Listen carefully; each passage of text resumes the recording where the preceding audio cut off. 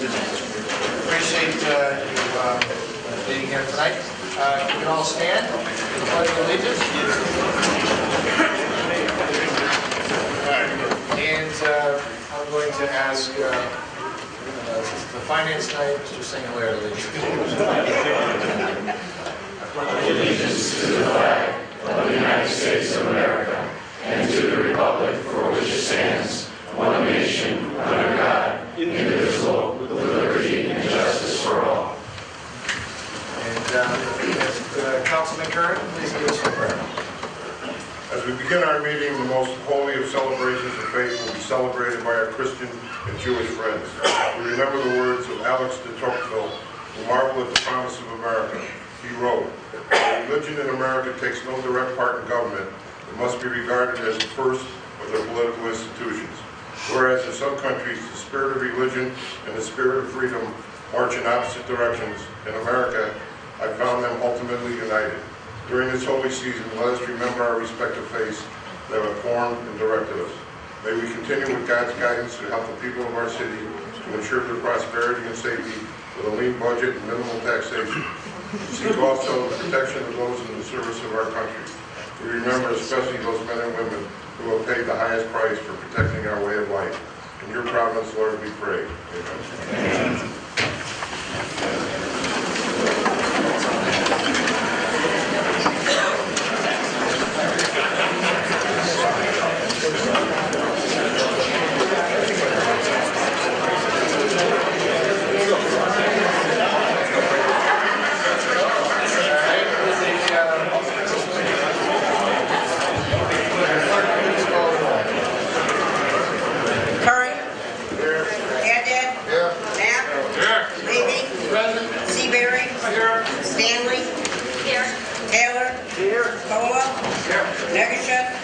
Darcy, Ellis, Cabo, Sadi, Viscani, Wetmore, Emerald, Perkins, Shanice, Botello, Casapava, Ty Schultz. Present.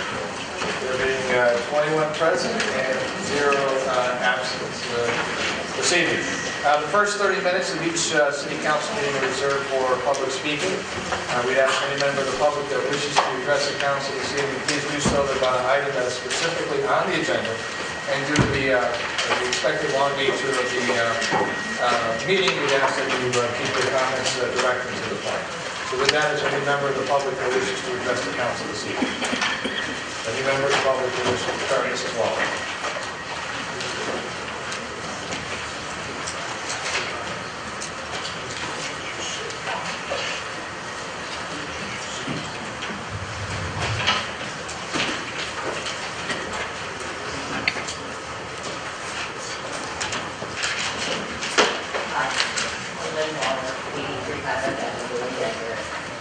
First, I wanted to address number 16 of the phosphorus in the wastewater treatment plant.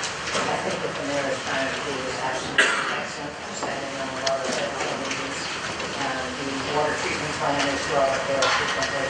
And I really do think that it's going to be very expensive if we don't go through with whatever delays the mayor is trying to put on, and I appreciate it. As a resident with every bill going up and up and up, and my Social Security is not. I really appreciate what you're doing.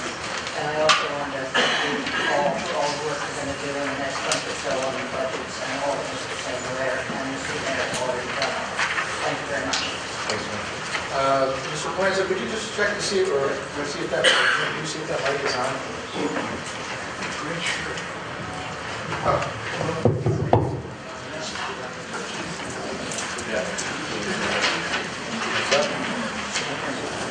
Okay, any other member of Mr. Bowman?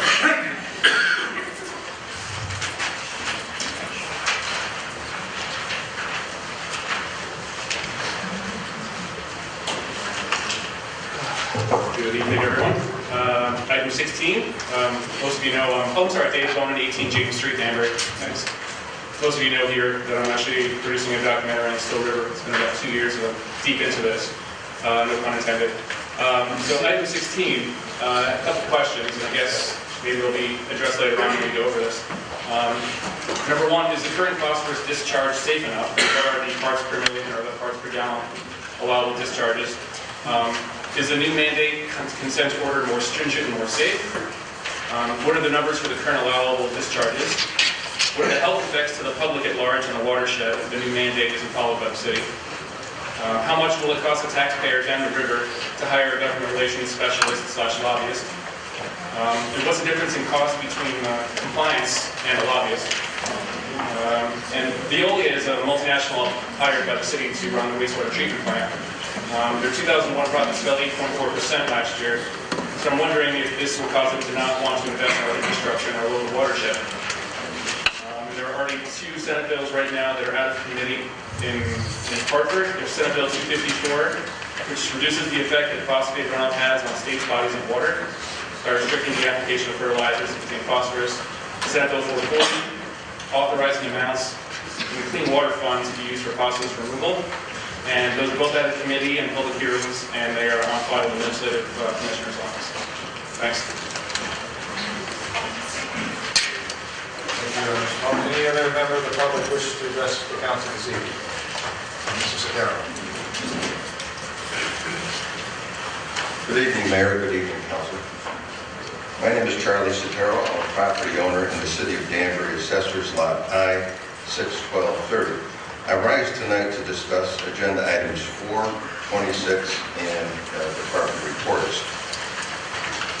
Under the police department report, calls for service this month are down 5%, which is 372 calls compared to the same period last year. Items 4 and 26 deal with water usage and water charges. With item 26 as a proposed water meter ordinance change, throughout the brief report, the theme of accuracy in measuring water usage is paramount. I agree with that, and I'm sure everyone in this room agrees with it. What we use, we should pay for and pay for reasonably and responsibly. I find it a bit ironic, though, that over a period of a few months, I've been bringing to the attention of the council that there are critical fire hydrants out of service in the high-hazard area. Namely, Wildman and Chestnut Streets, where 2 or more fire hydrants in a row are out of service.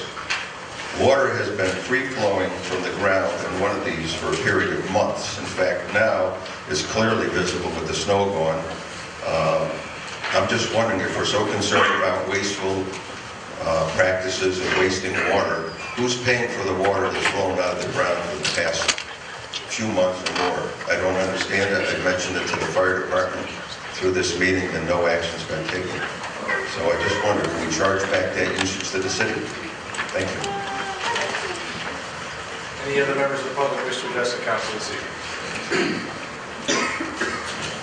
Governor.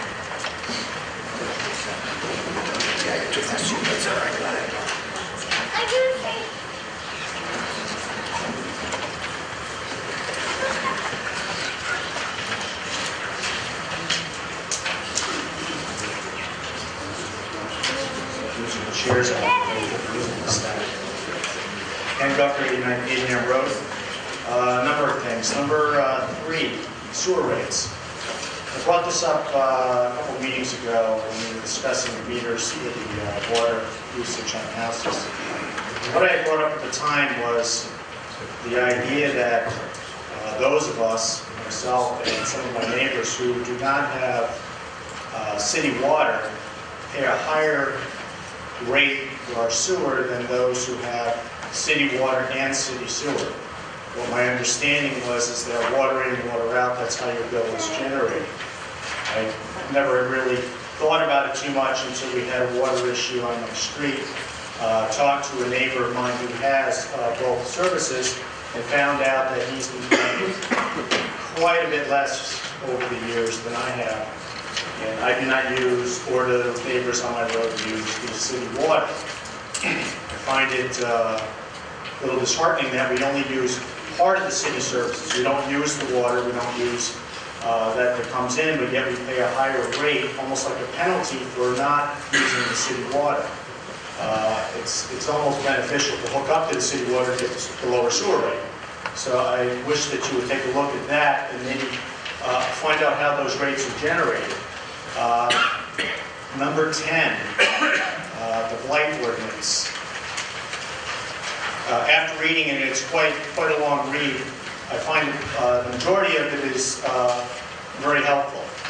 I feel that Sean with the unit has been very proactive in his work. He has done a great job, and he is a great person to work with, being on both sides of his pencil, so to speak. But I fear that we're getting a little too bullseye, to where if we don't have somebody who is as understanding and willing to work with people as Sean has been in the past, we may have problems. I mean, it even gets down to the height of your grass. Though these areas and these things need to be taken care of, there are a lot of liberties and a lot of things that when we talk about having less government, this is actually more government. A similar thing was passed in Seymour, Connecticut a number of years ago, and they had a big problem to where half the town showed up and the blight officer was substantially overstepping his boundaries as to the law, or taking the law to the letter, where they really stepped on a lot of constitutional rights. So I urge you to take a good look at that. I mean, Sean has been a great person. He has done a wonderful job with his position. And if we are going to go after blight, I would like to see something maybe done at Kennedy. You know, that nice 30, 40 foot pile of rubble and debris that we have sitting down there, that maybe we could do something with that. And then lastly, I'm not sure where this falls in, maybe it's reports with the police. I'd like to maybe urge the police department to get back into a practice they used to practice on Payden Road, which was running radar. Living on that road, it is a cross-through between two thoroughfares, between 37 and 39. Sometimes going out to your mail is quite a challenge. Yesterday, test driving a friend of mine's classic car almost led into a real fatal accident. And after being on the side of the road for a number of hours trying to rectify the situation and trying not to get run over, it really expressed the need that we need to go back and enforce the traffic speeds of that road. I mean, the road is posted at 25, and you'd be lucky if they do on 45. Thank you for your time. Any other members of the public wish to address the council this evening? Seeing none, then we'll move on with our regular meeting. We're going to move a few things around with the indulgence of the council. First, I just want to give out the new announcements for society, Mr. Carroll. We'll do the appointments for Sergeant and for our police department first, so those folks can go celebrate. The same as the budget presentation. But before I do that, I just want to go through our regular announcements, if that's okay with the council. And I want to start with something that I think is a pretty big deal, and that is when one of our staff members, one of our department heads, achieves a very high honor, a high rank, we want to recognize them and thank them for going above and beyond the call of being a staff member and being an integral part of the team. So today I just want to publicly thank and honor our Fire Chief, Jeff Harrell, who has been fully credentialed by the Commission on Professional Credentialing. On January 10, 2012, he carries the designation of Chief Fire Officer. This takes a lot of work, a lot of time, and a lot of dedication to his craft. So, Chief, why don't you come down and accept your...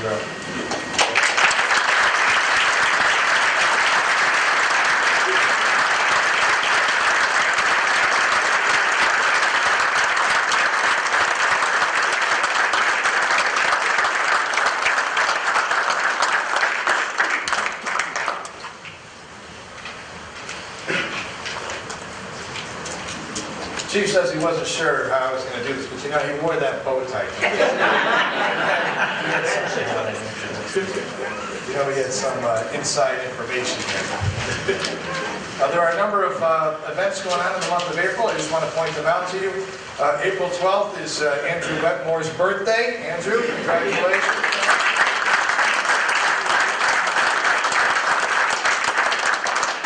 April 25th is Mr. Levy's birthday.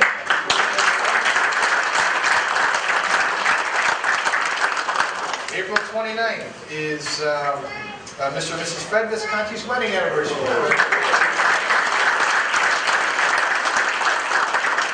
And there's a whole bunch of other events I just want to point out to April 7th is our annual police and fire hockey charity game at the Danbury Ice Arena.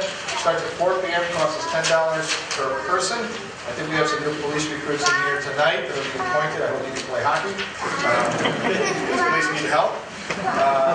But we'll see what happens. I'm feeling good about Saturday, about the 7th and the police's chances this year. We also have some other events I just want to mention to you. Western Connecticut Health Networks has a RX for Fashion show at Western Connecticut State University's O'Neill Center. That's at 6:30 p.m. There is a April 15th, there's a cut-a-thon for Mackenzie Newsom at Escape the Salons at Greenwood Avenue. Mackenzie is the daughter of one of our city employees who is sick but is doing really well. So any help that we can give him to help her get back on her feet would be greatly appreciated by the family. We also have the art show, a new one that will be beginning on April 18th here on the 3rd floor of City Hall. I encourage you to do that. On the 19th is the Danbury Exchange Club's Officer of the Year dinner at Anthony's Lake Club. It's always a good night in terms of recognizing one of our police officers. On the 26th is the We Care annual breakfast, one of our great nonprofits in the community. It's very hard. 26th is also the date of the Families Network Western Connecticut Luncheon. That'll be held at the Matrix. And on April 28th is an annual Ability Bound Disability Gala. That's done at the Amber Colonnade. It's a wonderful event also. That by no means is a list of all the events in the city this month, but it is a busy month, and I wanted to share them with you before we begin with the other parts of the agenda. With that, we'll go through the consent calendar. We'll do the minutes of the consent calendar, move up items 5 and 6, and then bounce back into the budget rest of the indulgence of the calendar. So, let's start with the minutes, please. Thank you, Your Honor. This time I'd like to make a motion on the waive reading of the minutes, as all members have copies, and copies are on file in the Legislative Assistant's office. Motion made, seconded by Mr. Perkins. Are there any corrections, deletions, or additions to the minutes as presented? Seeing none, then I'll try your minds on acceptance. All those in favor, please signify by saying aye. Aye. Any opposition? Motion carries unanimously. Mr. Majority Leader, may we have the consent calendar, please? Certainly, Your Honor. Consent calendar, April 3rd, 2012. Number 8, receive the communication to confirm the appointments of Sandra Grassi, Republican, and Stella Edith, Republican, as well as confirm the reappointments of Carol Elder, Regina Alfiero, Renee Cali-Bain, K.T. Chartouni, and Patricia McCarthy to the Lake Kenosha Commission with terms expired May 1st, 2015. Number 12, receive the communication and approve the transfer of funds as requested by the Registrar of Voters Office. These funds totaling $15,139 will be used for the April 24th primary. Number 17, receive the communication and adopt a resolution that will allow the City of Danbury to accept an increase in funding from the Northwest Regional Workforce Investment Board. The existing funding of $36,000 will be increased by $5,000 and the total award of $41,000 with no city match required. Number 18, receive the communication and adopt a resolution allowing the organization known as Alcoholics Anonymous, or AA, the opportunity to have use of the City of Danbury's homeless shelter for the purpose of providing meetings as outlined in the Memorandum of Understanding. There are no matching requirements for the funding. Number 19, receive the communication and adopt a resolution that will allow the City of Danbury to apply for and accept funding through the Connecticut State Library's 2013 Historic Documents Preservation Grant Program. The funding request will not exceed $6,500. Number 22, receive the report of the sanitary sewer extension for the Camberview Ridge area and take no action. Number 23, receive the reports and approve the sidewalk and hydrant easement, Lakeside Townhouses LLC. Number 24, receive the reports and approve the sidewalk easement at 27 to 29 Tamarack Avenue, tax assessor lot number 110042 and 110043. Number 28, receive the report of the ad hoc committee and reject the request to purchase Broad Street partial. That serves the consent calendar for April 3rd, 2012. Thank you, Mr. Majority Leader. What's your pleasure, Council? Mr. Knapp? Thank you, Your Honor. I'd like to make a motion that the consent calendar be approved as presented. Motion made and seconded by Mr. Wetmore. Any discussion about the consent calendar? Seeing none, then I'll try your minds in acceptance. All those in favor signify by saying aye. All opposed signify by saying nay. Ayes have it, motion carries unanimously. Mr. President, you have your motion. Your Honor, I'd like to make a motion at this time that we move items number 5 and number 6 with regards to police appointments and police promotions to the top of the agenda. Motion made, seconded by Mr. Sadi. Any discussion about moving those items to the top of the agenda? Seeing none, then I'll try your minds. All those in favor signify by saying aye. Aye. All opposed, motion carries unanimously. Madam Clerk, item 5. Communication, appointment to the police department. Dear council members, I hereby submit for your confirmation the appointment of the following individuals to the position of police officer. Mr. Eric Sipley of Southbury, Connecticut. Mr. Sipley is currently employed as a resident assistant at Western Connecticut State University, where he is also an undergraduate student majoring in justice and law administration.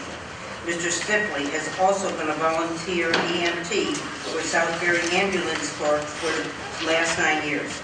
Mr. Sipley's current rank on the police officer eligibility list is number 15, and it is anticipated that he will attend the Connecticut Post Training Academy beginning April 5th, 2012. Thank you, Madam Clerk. Would you please your counsel? Mr. Cole. Thank you, Your Honor. I'd like to make a motion that we accept the communication and confirm the appointment of Mr. Eric Sipley to the position of police officer. Second. Motion made, seconded by Mr. Seabury. Any discussion about Mr. Sipley? Seeing none, then I'll try your minds. All in favor, please signify by saying aye. Aye. All opposed, signify by saying nay. Ayes have it. Motion carries unanimously. Congratulations, Mr. Sipley.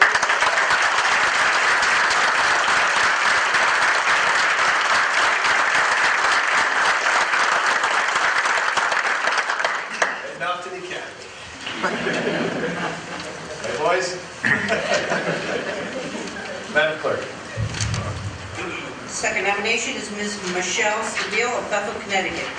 Ms. Stabile currently holds the position of EMT with Danbury Ambulance and has served in this capacity for the last 5 years.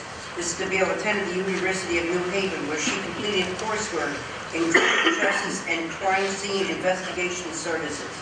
Ms. Stabile's current rank on the police officer eligibility list is number 16, and it is anticipated that she also will attend the Connecticut Post Training Academy beginning April 5th, 2012. Good. Would you pleasure, counsel? Mr. Kohler again. Thank you, Your Honor. Again, I'd like to make a motion that we accept the communication and confirm the appointment of Ms. Michelle Stabile to the position of police officer. Second. Motion made and seconded by Mr. Shinisi. Any discussion about Ms. Stabile? Seeing none, then I'll try your minds on the appointment. All those in favor signify by saying aye. Aye. Any opposed? Ayes have it. Motion carries unanimously. Congratulations.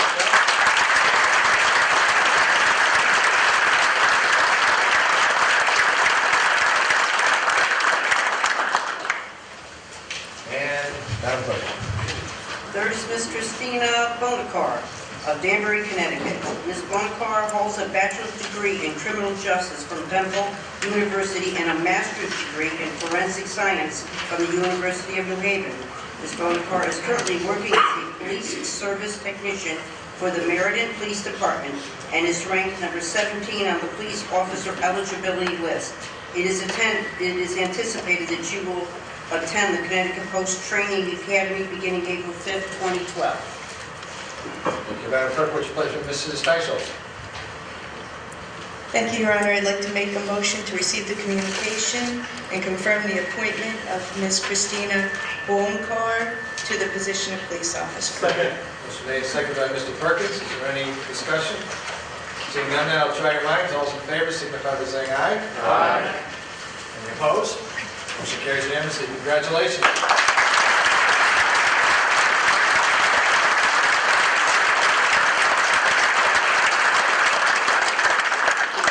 You guys are going to learn how to use that taser real good. Don't worry, they're going to help you out, these guys back there. Madam Clerk, item 6, please. Communication promotions for the police department. Dear council members, I hereby submit for your confirmation the appointment and promotion of the following accomplished members of the police department to the position of police sergeant. Detective Joseph A. LaRose III. Detective LaRose began his career with the Danbury Police Department on February 11, 1985, and was promoted to detective on April 4, 2006. He is also a certified ICE 287G Task Force officer. Throughout his career, Detective LaRose has received numerous letters of appreciation and commendation, including a Medal of Bravery for his involvement and response to a double homicide/suicide incident where officers were fired upon while assisting injured parties in August of 1989. And he also received the Medal of Bravery for his actions during his response to a domestic disturbance in progress involving an armed, violent male who was ultimately subdued and disarmed. Detective LaRose also received the Medal of Meritorious Service for his assistance and tireless efforts in a homicide investigation resulting in the arrest and indictment by a grand jury of 2 suspects in February of 2009. Madam Clerk, would you please your counsel? Mr. Nero? Thank you, Your Honor. It is my honor to make the motion to receive the communication and confirm the appointment and promotion of Detective Joseph A. LaRose III to the position of Police Sergeant. Second. Motion made and seconded. Any discussion about Mr. LaRose's appointment as Sergeant? Seeing none, then I'll try your minds. All those in favor of the appointment, please signify by saying aye. Aye. All opposed? Ayes have the motion carries unanimously. Congratulations.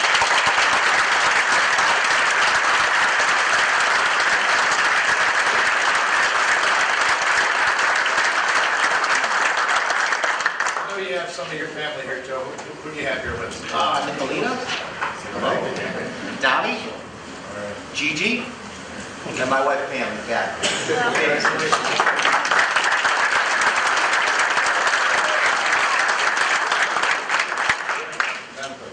Second promotion is Detective Vincent P. Danello.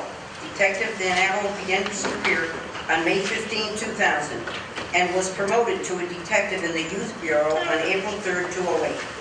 Detective Daniello also serves as a part-time evidence technician, a member of the department's SWAT team, Emergency Services Unit, and a leader of the Honor Guard Unit. Detective Daniello has received numerous awards throughout his career, including the Exchange Club Officer of the Year and the Chief's Achievement Award in 2008 for his commitment and dedication to involving himself in a variety of fundraising activities benefiting the community.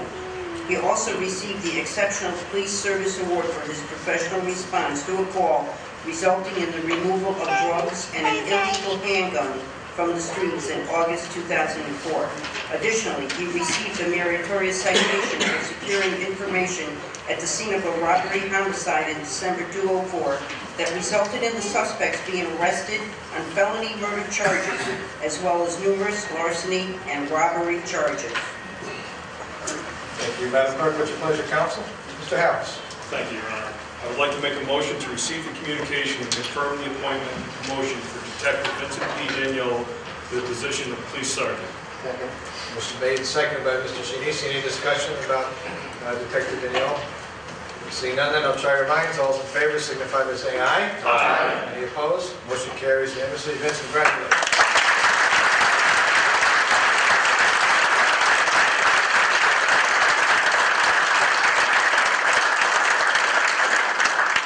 Anybody you want to introduce? Jennifer.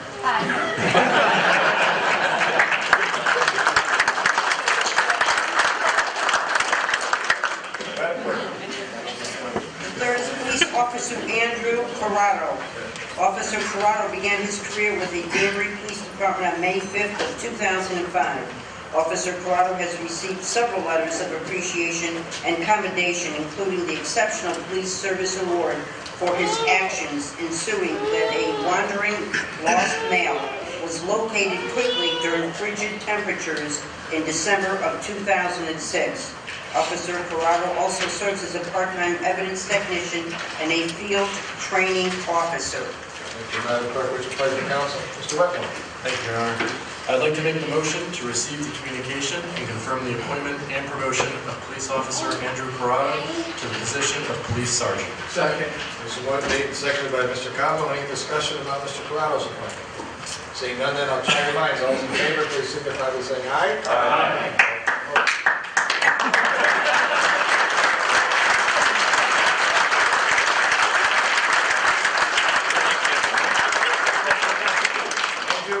Congratulations, we wish you the best. Anybody here you want to introduce us? No, sir. My wife is home with our 4-year-old and 2-year-old. Good, thank you.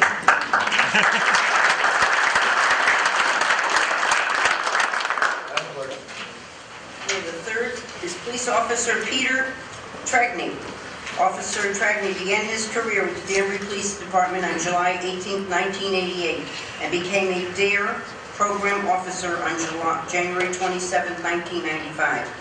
Officer Tragney has participated in Special Olympics fundraising activities, was a member of the DPD recruiting team, and served as a VAL, V-A-L-E, domestic violence officer. Officer Tragney also received many letters of appreciation and commendation, including the Medal of Bravery for his involvement and response to a double homicide-suicide incident where officers were fired upon while assisting injured parties on August 13, 1989. Thank you, Madam Clerk. Would you pleasure counsel? Mrs. Teichels? Thank you, Your Honor. Before I make the motion, I would like to thank Pete personally for his service to our city, to our country, and to our children. So with that being said, I would like to make a motion to receive the communication and confirm the appointment and promotion of Officer Pete Tragney to the position of police sergeant. Seconded by Mr. Wetmore. Any discussion as it relates to Mr. Tragney? Seeing none, all in favor signify by saying aye. Aye. Any opposed? Mike? We're good.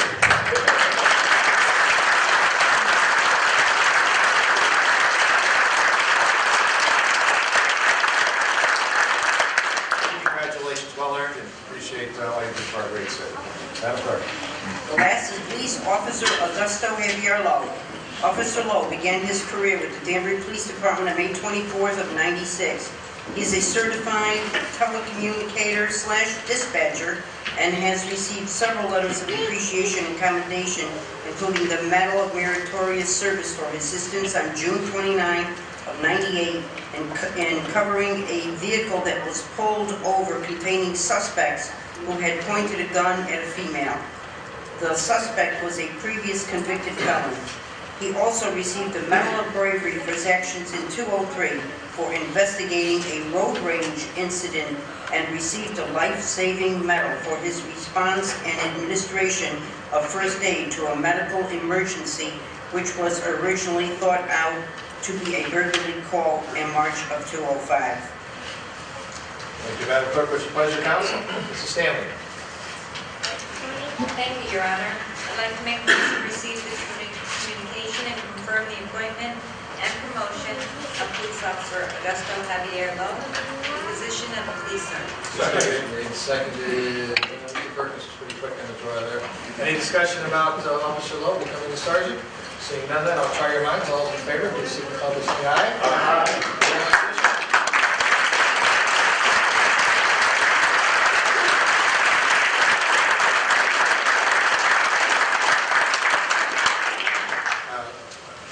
Congratulations, and you did a great job in the interview process. Look forward to working with you in the Danbury Police Department. Thank you for all you do.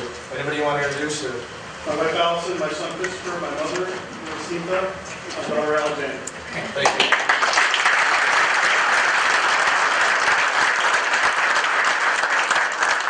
All right, Council, that was 8 appointments. That had to be a world record. But congratulations to all our appointees tonight. You guys, good luck in your new career. Our sergeants are the best in the business. We'll be there to help you through. And obviously, if your families and folks want to leave, they can. If you're interested in the budget, you're welcome to stay.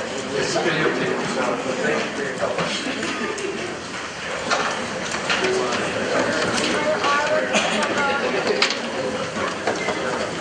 It's up to the council. If you want to stay here, you can. If you want to sit down, you can. We have these containers.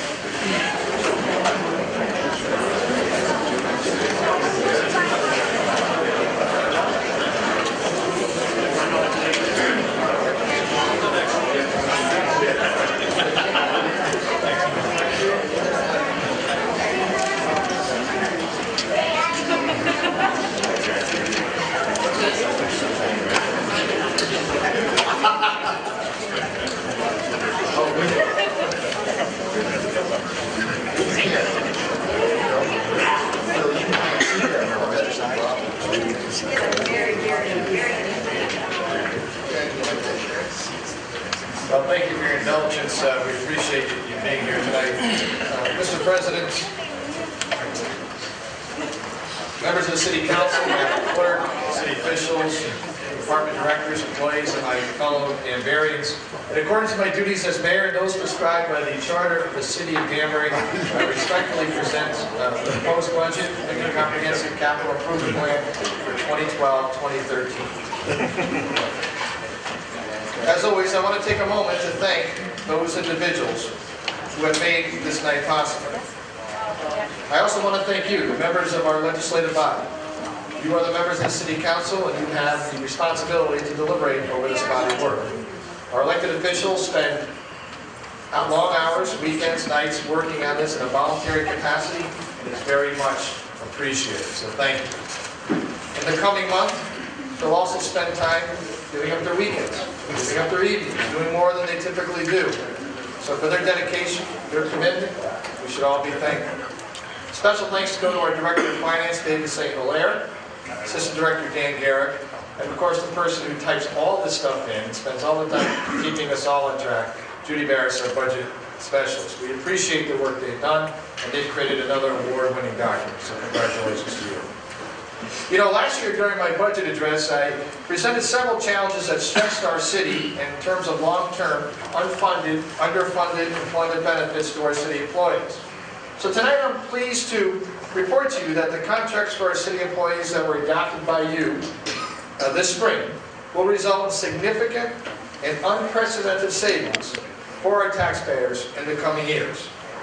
So we've made a tremendous impact on addressing the long-term financial stability of our city. And for that, I say thank you. And I also want to recognize and thank our unions for stepping up to the plate and helping us do that. However, in the short term, our budget still remains under intense pressure, basically from pension contributions as well as our retiree medical costs for our current employees and for our current retirees. So now that we've addressed the long-term post-employment costs that threaten the financial stability of our city, we've spent a lot of time this spring addressing the short-term challenges to funding our city government. Our goals this past year have been to derive efficiencies out of every area of our organization. To help us achieve that goal, we are in the process of installing a new core system of software that will upgrade our business functions. The core system is being rolled out as we speak today. In fact, training has already begun. And by implementing this new core system, we'll be able to reduce duplication of services, eventually limiting the amount of employees needed to run city operations. And we'll also begin to align the Board of Education functions and their practices with our policies and procedures in our finance department so that we might have a common platform to operate from. The initial 2012-2013 budget request from all of our departments totaled $230 million. That's an increase of $14.4 million from our current budget. After careful review and many hours of work, we've reduced the overall proposed increase from $14.4 million to $4.1 million, or just 1.9%. I can't emphasize how difficult it was to do this given today's economic conditions. City department spending is once again flat. And as I've said to many of our department heads, the challenge will be to make it through another very difficult year. We did this by creating greater efficiencies and by implementing all kinds of cost avoidance procedures. I'll give you a couple examples. We're going to continue to defer filling 65 positions, and 29 of those positions will remain unfunded in the 2012-2013 budget. Many positions that were once full-time have now been reduced to part-time, or we completely eliminated them. The Department of Finance budget team continues to meet regularly with all of our department heads to discuss targeted cost-saving opportunities. Another example is our Go Green initiative. We took 244 devices used for copiers, desktop printers, fax machines, and scanners, and we're going to replace all those with 60 multi-function devices. The objective here is to be able to implement a new document management system that will allow us to go paperless for most of our operations. Other cost-saving initiatives like an employee wellness program. We have a new vehicle use policy we're rolling out, and switching our phone system over to a VoIP system are ongoing. And I recognize that these are cost savings that are relatively modest. The reality is that they are part of the culture change that we have to bring and that we brought to City Hall. We want to encourage people to do more with less. It's a cliche, but it's no more true now than it's ever been. And we need to encourage people to reevaluate every aspect of what they do, why they do it, and to reward and encourage proactive approaches to our budget challenges. This year, we also use strategies to provide a more transparent and more direct budget, which reduces the use of one-shot sources of revenue. In years past, we programmed sales of land, city properties, as a source of revenue in the budget. In the 02, 012, 013 budget, there are no land sales or one-shot sources of revenue to help balance our numbers. In addition, this year as well as last, we've begun reducing our reliance on fund balance to help balance the budget. This year we are proposing a use of approximately $2.3 million out of our fund balance, down from $2.4 million in the 011-012 budget.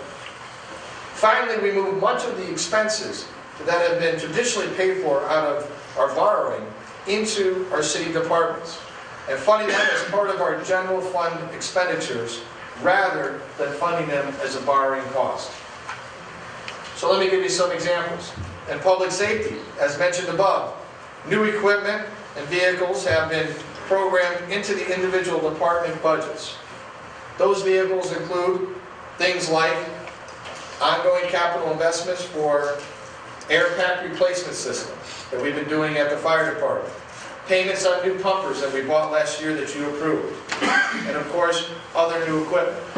In the 012-013 budget, we programmed new vehicles for the police department and a new ladder truck for the fire department. The cost for a ladder truck is over $1 million. That reflects a significant investment by the city in public safety, but it is one that we have to do to maintain our public safety system in the city. My administration continues to work with Chief Baker and Chief Harrell to migrate to a civilianized, centralized dispatch as a first step towards a regional dispatch. In fact, right now we've been in process of interviewing prospective vendors as we migrate towards that system. One of the biggest spending items that we have in our budget is our education system.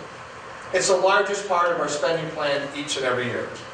And while we've reined in spending on the operational dollars on the city side of the budget, and while I'm recommending, for example, the elimination of 29 positions and I've left 64 positions vacant on the city side of the budget, I'm proposing an increase to the education budget of $900,000 in direct aid and a reprogramming of approximately $600,000 of existing dollars to provide a $1.5 million increase to the education budget. In addition, under the governor's proposed education reform package, the Board of Education will have available to them approximately $2 billion of new money that must be dedicated to school improvement. Now, I'll say that with a caveat because those numbers are a moving target and will continue to be a moving target as we work through this process. So as we stand today, those numbers could change. But if you add it all up, it comes close to $2 million.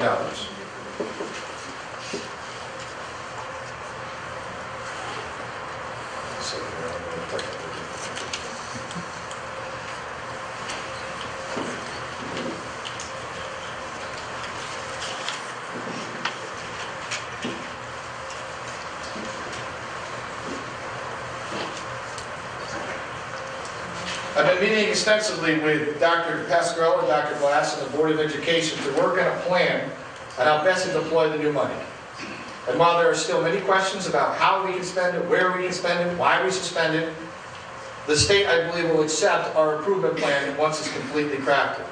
And I believe that after a careful analysis that I've conducted along with our legal department, that the money will allow us to address the growing achievement gap within the city in our school system.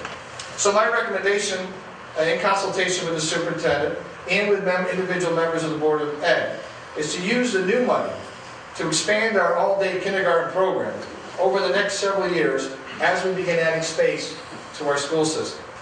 The first phase of an all-day kindergarten could happen as early as next year, with the allocation of approximately $400,000 from the new state money from the state of Connecticut the Danbury Public Schools could offer more all-day kindergarten seats for our residents. They can continue to expand those all-day kindergarten seats over each successive year as space allows us to do that.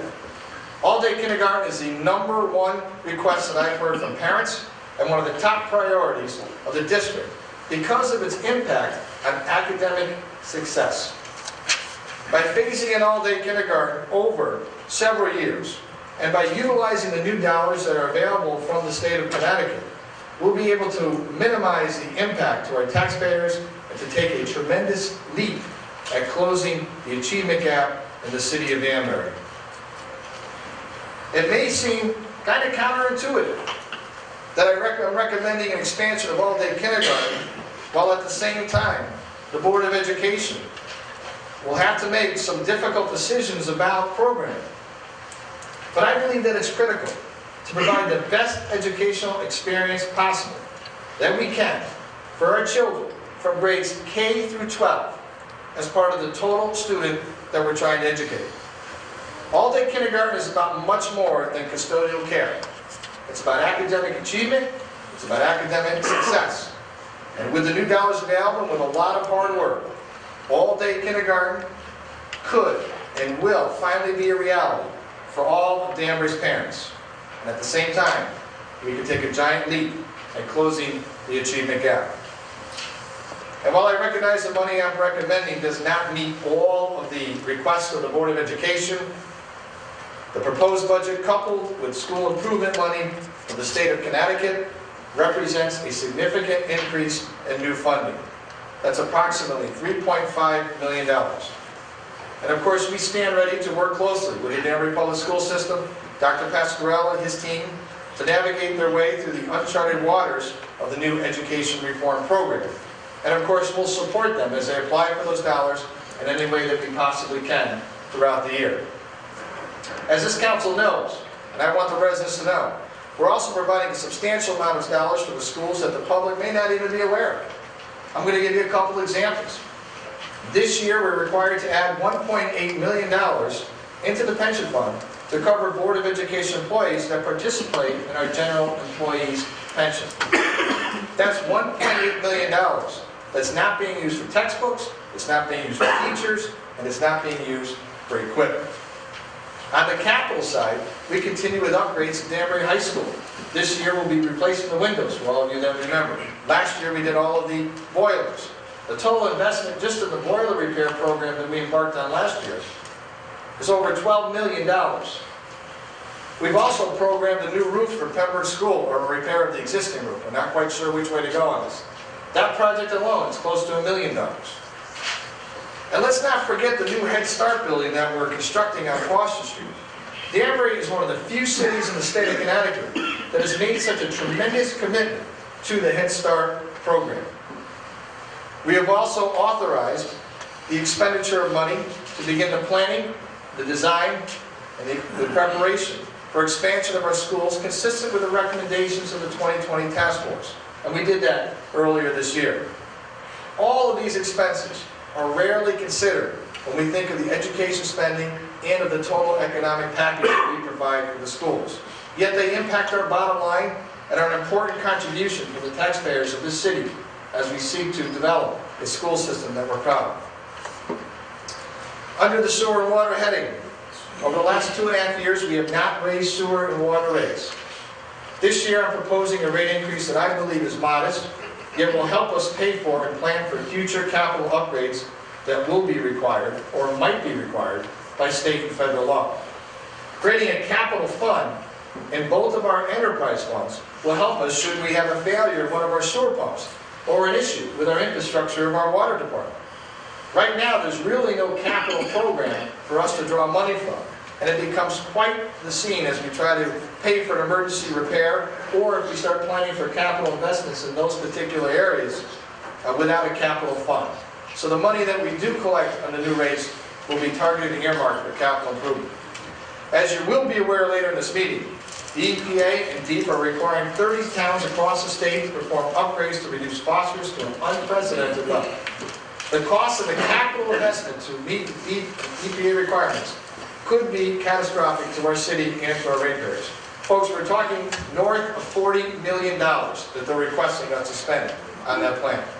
Simply unsustainable on our rate structure. Needless to say, the City of Danbury will be actively opposing the new standards, not necessarily because of the money, although that's a big issue, but also because the science that's based on is faulty, and the impact of making those changes on phosphorus removal are absolutely nil.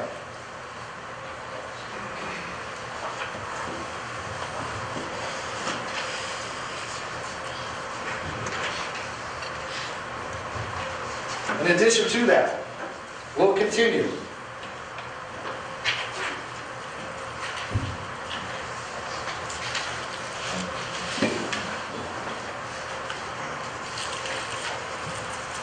even after the modest increase. I just want to point out, as the slide says, that Danbury will have the lowest water rates in the state and some of the lowest sewer rates in the state. That's an important marketable commodity for us as we market our city to companies and corporations across the state of Connecticut and across this country. We do have made some key budget assumptions that I want to point out to you. As I mentioned earlier, there's no one-shot sources of revenue in this budget. All revenue assumptions are based on current economic conditions. That means we have dialed down expectations from fees and services that we typically charge for. We're also assuming that the current proposed state budget and municipal aid will make it through the legislative process. Should the governor or the legislature cut our municipal aid as part of the final state budget negotiations, we may have to revisit our spending plan. This could mean reductions across the board that I'm sure will result in layoffs and reductions in services. So I just want to make it clear, the one place we're not going to go to if we receive further cuts in state aid will be to the taxpayers of this city. We will make up that difference ourselves. And I just want to point out to you one more time that many communities of comparable size and demographics receive far more dollars for education from the state of Connecticut. I want to give you a couple examples. While Danbury receives $23 million in state aid for education, the city of New Britain receives almost $75 million. Folks, that's the 8th largest city in the state. We're the 7th largest city in the state. The city of Bristol, which is a smaller city than Danbury, receives $41 million. Manchester, roughly $40 million as well. So we really have to spend time. It is incumbent upon us to lobby our state legislators, to lobby the governor's administration, to work as hard as they can to provide equity in the distribution of state education dollars. It is having a tremendous impact on our ability to budget. So, to implement our budget, I'm proposing an increase to our mill rate by 0.76 mils to 22.45. General fund expenditures, as I mentioned before, are increasing just 1.9%. That is, again, a tremendous feat given the economic conditions that we face. That increase in spending is mostly driven by the increase in the education budget, fixed costs, and of course our pension contributions. And with the exception of education spending, the philosophy of this spending plan is to cut first, and then, and only then, look for revenue second. And cut we did. Every single department will feel the impact of our cuts. Many difficult choices and sacrifices have been made, and will continue to be made by all city departments in order to present a balanced plan of operations designed to continue essential municipal services. And make no mistake, our city departments will have a difficult time getting through the next fiscal year. But we also believe that if we were to make even greater cuts, it would be irresponsible and we could possibly jeopardize public safety. And so it's only after we completed all this work, that we've done all of our homework all winter and all spring, that we can ask for a greater contribution from our residents. And also, as you may recall, last month we agreed to delay the phase-in of the final leg of the state-mandated property reevaluation. We're also going to continue our tax freeze for our senior citizens that we implemented several years ago. In summary, the proposed spending plan for the 2012-2013 fiscal year will be challenging, and it will be difficult for our departments as well as for our residents. With the exception of recurring costs, departmental spending has remained flat. We're proposing leaving 29 positions vacant and deferring hiring of other positions as well. By not funding these positions, we are saving close to $2 million, and we are avoiding the possibility of layoffs in our city workforce. I am proposing a modest sewer and water rate to begin developing a capital fund for ongoing repairs and planning for future mandated upgrades. I am not proposing any new fees or any new surcharges. I am proposing a number of long-term cost avoidance measures that I believe are visionary and forward-thinking. A combined regional dispatch that will enhance safety and lower our expenses and our bottom line. Energy efficiency projects will continue for our schools and our public buildings so we can save on heating and cooling costs. We've implemented structural changes to our system of employee benefits that we've successfully negotiated. Now is the time to work on those contracts through. And tonight I ask for the Council's cooperation as they deliberate over this plan. While today our finances are on firm financial footing, we must have the political courage to make the necessary structural changes to avoid the problems that other cities of similar size have faced. And all you need to do today is to look at the news and look at some of the tax hikes that other cities are rolling out. Bridgeport, 7%. The City of New London, 20%.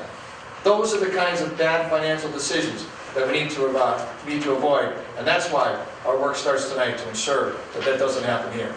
So ladies and gentlemen, I just want to tell you, I believe in this city. I believe in Danbury. I believe in our residents. I believe in our employees, our business community, and our faith-based community. We're blessed with so many incredible assets. We have a world-class hospital. We've got a tremendous university. We've got a great business community. We have a low unemployment rate, the lowest in the state of Connecticut. We have the lowest crime rate in the state of Connecticut. We just recently attained a AAA bond rating. We have a vibrant arts community, a quality of life that we all can be proud of. This current economic crisis will pass. And when it does, we're going to emerge as a leaner, wiser, and stronger community for it. So tonight I thank you for your attention, your passion, and your compassion for Danbury. I appreciate all you are and all that you want Danbury to be. May God bless America, and may God bless our great city.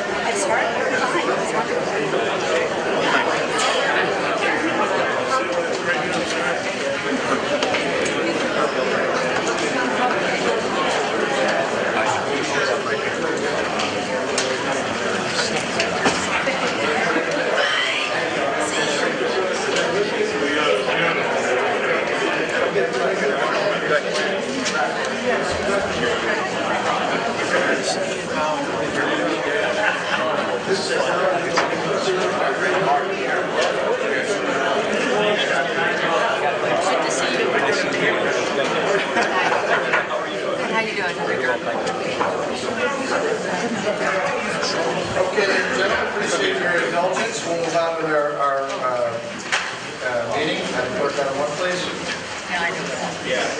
Ordinance and resolution. An ordinance making appropriations for the fiscal year beginning July 1st, 2012 and ending June 30th, 2013, and a resolution levying the property tax for the fiscal year beginning July 1st, 2012 and ending June 30th, 2013. What's your pleasure, council? Mr. President?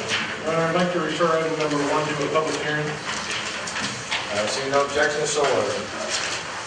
Madam Clerk, item 2, please. An ordinance appropriating $3 million for public improvements in the 2012-2013 capital budget and authorizing the issuance of $3 million bonds of the city to meet said appropriations and pending the issuance thereof, and making temporary borrowings for such purpose.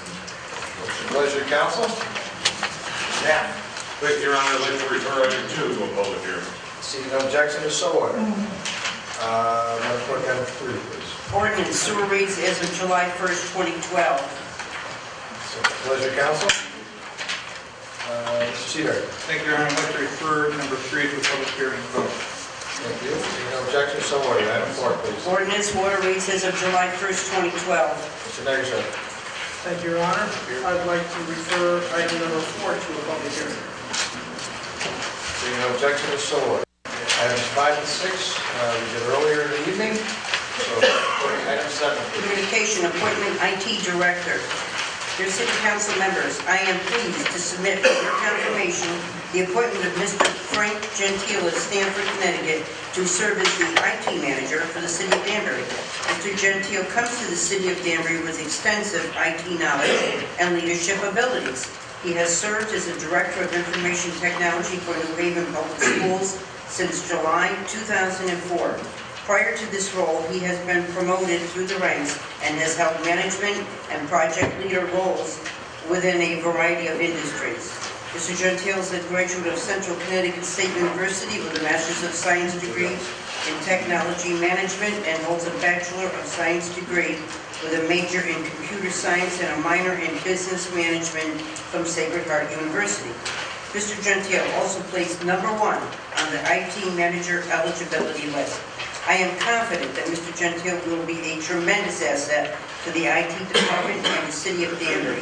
His extensive IT knowledge and management background will assist the city in the development of technological advancement and process that will ultimately provide more efficient and cost-effective services for our community. Thank you for your attention to this matter. Sincerely, Mark D. Bowden, Mayor. Madam Clerk, what's your pleasure to council? Mr. Curran. Thank you, Your Honor. I'd like to receive the communication and confirm the appointment of Mr. Frank Gentile as the IT manager for the city of Danbury. Thank you, Mr. Curran, seconded by Mr. Seabury. Is there any discussion? Unfortunately, Mr. Gentile could not be here this evening as he's closing out his old job, but we certainly can entertain any questions from him. Mr. Burgess. Mr. Honor, I just had a question for clarification. It says #1 the eligibility list. How many applicants were there in total? First question. And, 6. 6? Thank you. And is Mr. Gentile's background in programming by any chance? Would you know? His background is primarily in municipal school IT management systems. Well, he has a very he has some programming, but he spends a lot of time in infrastructure architecture and designing and setting up systems. Thank you. He currently serves as New Haven's IT director for the public school system. Any other discussion? Before we vote, I just want to, Shane, if you can just stand up for a second. I just want to publicly thank Shane Petrolis for really getting us over a difficult time over the last year. He's done a yeoman's job of keeping the plate spinning in terms of our IT department, of putting out the fires and coming up with some ideas about other things that we should do. And Shane, on behalf of the entire city, David, and the whole team, we just want to thank you publicly for all you've done. And I know we'll see you around. So.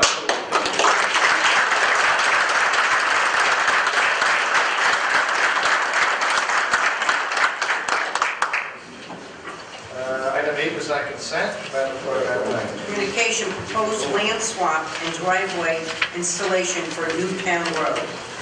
Pleasure, Council. Mr. Darcy. Point of order. Point of order, sorry.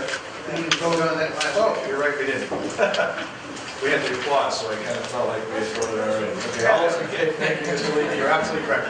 All those in favor of the appointment of Mr. Gentile, please signify by saying aye. Aye. Okay, any opposition? Motion passes unanimously. Thanks, Don. Thank you. Is that Mr. Curran there? That's impressive. All right, good deal. Now we go to item 9. Communication, proposed land swap and driveway installation for Newtown Road. What's your pleasure, Council? Mr. Darcy. Thank you, Your Honor. I would like to refer the matter to an ad hoc committee consisting of the Director of Public Works, the Director of Planning and Corporation Counsel. Ad hoc committee shall consist of the following: Mr. Levy and the Chair, Mr. Darcy, and Mr. Nero. Madam Clerk, item 10, please. Communication, prevention of housing blight, Code of Ordinances, Section 10-99 to 106, and Section 12-34. Pleasure, Council. Mr. Cowell. Thank you, Your Honor. I'd like to refer this to an ad hoc with the Corporation Council, a representative from the union, and a representative from the mayor's office. Ad hoc committee shall consist of the following: Mr. Cabo, Mr. Knapp, and Mr. Visconti. Madam Clerk, item 11, please. Communication, ambulance fund capital equipment. To Honorable Mark Bowden from David St. Hilaire, Director of Finance. For the fiscal year 2012 through 2013 budget, the ambulance fund includes $127,000 for the purchase of 2 cardiac/defibrillator unit upgrades and the addition of 6 chest compression systems. Based on a recent quote, the city has an opportunity to save approximately $12,000 using the outright purchase option. However, the timeline for this deal ends on April 27, 2012, with a payment term that can be extended to July 1st. A commitment is required on or before April 27 to take advantage of this significant savings. I am requesting that the City Council approve the issuance of a purchase order in the current fiscal year for the capital equipment budgeted above. The City Council is respectfully requested to consider this item on their agenda. Please contact me should you require any additional information. Thank you. Thank you, Madam Clerk. What's your pleasure, Council? Mr. Skozavala. Your Honor, I'd like to make a motion to receive the communication and approve the issuance of a purchase order in the current fiscal year for the capital equipment. Second. Thank you, Mr. Skozavala, seconded by Mr. Negashek. Any discussion? Start with Mr. Visconti. Thank you, Your Honor. To Mr. Casavecchi, if I may, real quick. Mr. Mann.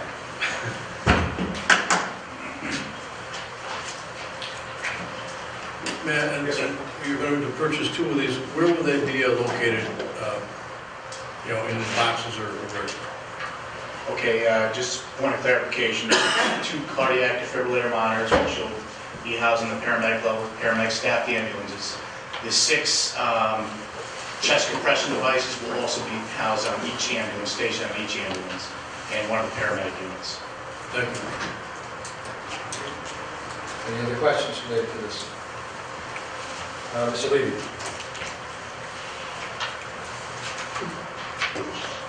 Matt, is this an upgrade to the medical services provided to the public?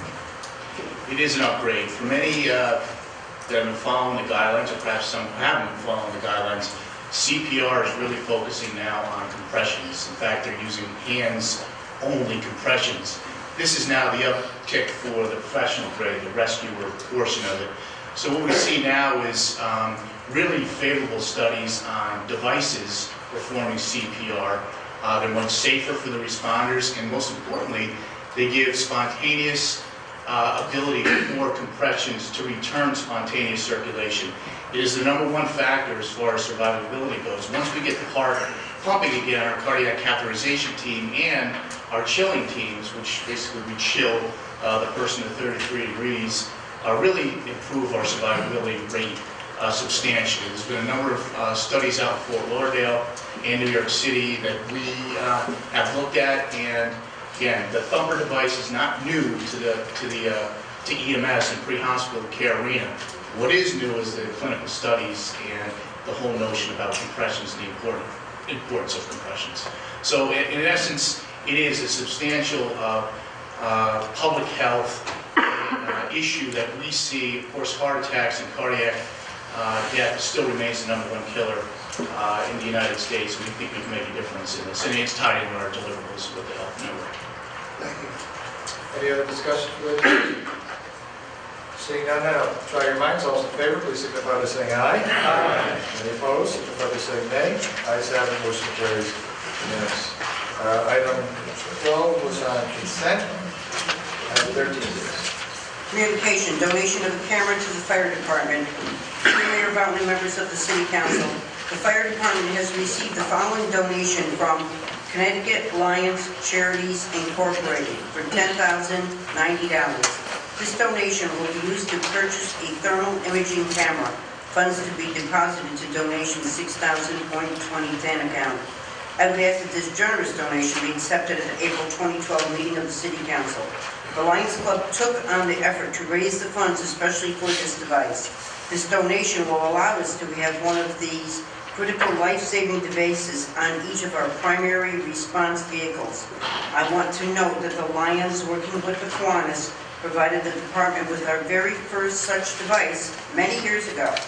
The primary use for this device is in search and rescue operation and fire response. However, these cameras are used in many other applications in the fire service.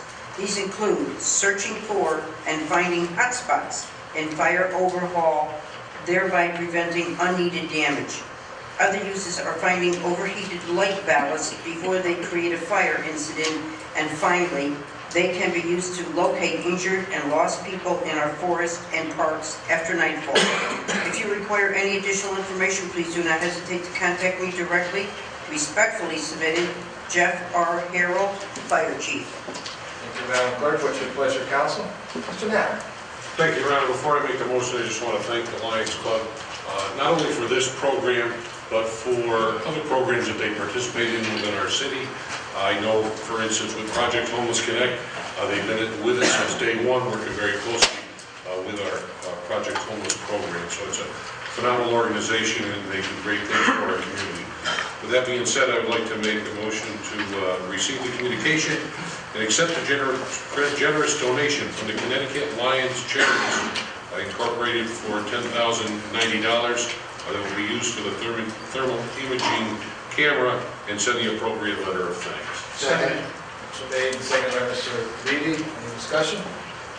Mr. Levy? I too, I recognize the president of the Lions, Mike Callis, in the audience. But if I may, you know, there's a number of things, although we did the Homeless Connect, we also did it for Pitney Bowes recently. We had a screening, and these are not just reading an eye chart. These are pretty in-depth screenings that are done and are afforded to many people in the public, along with some of the eyeglasses that the Lions Club also supplies to school children. So we have many Lions, Wayne Shepherd, we have our Corporation Council as well, and many more people here that all contribute. Scott Leroy from the Health Department on this that as well. And the mayor has done his share in the Lions Club as well. So the #1 get for the membership, right? Major points for that contest. The Lions have stepped up to the plate to run the golf tournament, the mayor's golf tournament, and we'll be turning that money over as well to needy causes within the city of Danbury. So it's one of the, in my eyes, which is very partisan, one of the premier clubs that we have, civic organizations in the city of Danbury, and we thank you very much, all the members, for stepping up to the plate, providing this unit, which was lost, I believe, in the New Street fire. So this is a replacement thermal imaging camera.